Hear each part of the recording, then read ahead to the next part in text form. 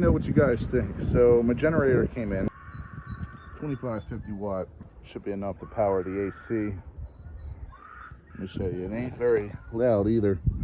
Let's put this on choke.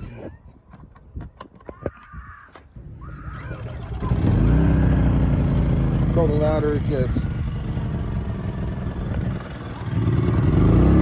There you go. I don't think I'll really hear that inside. It's probably quieter than a reefer trailer. So but what I'm looking for is someone to weld me up a frame